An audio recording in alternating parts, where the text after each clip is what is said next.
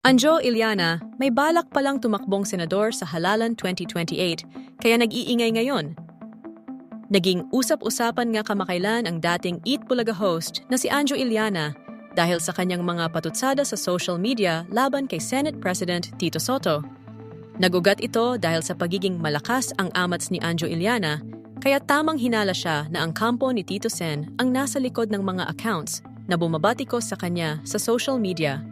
Ngunit matapos lahat ng kanyang mga kontrobersyal na pahayag tungkol kay Tito Sen, agad namang bumawi si Anjo Iliana.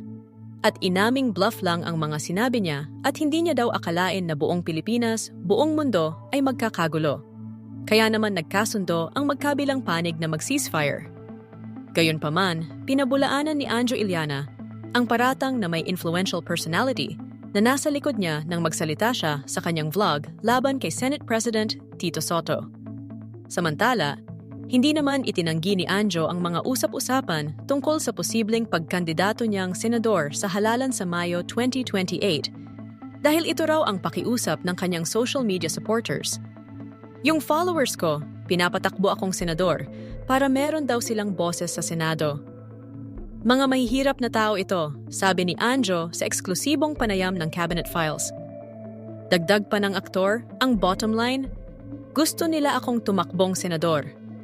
Yung iba nga, vice president, yung iba president. Pero hindi ko naman sineseryoso yon. Pero yung pagka-senador, may posibilidad na tanggapin ko. Bukod nga sa pagiging aktor, ay sumabak din sa politika si Anjo.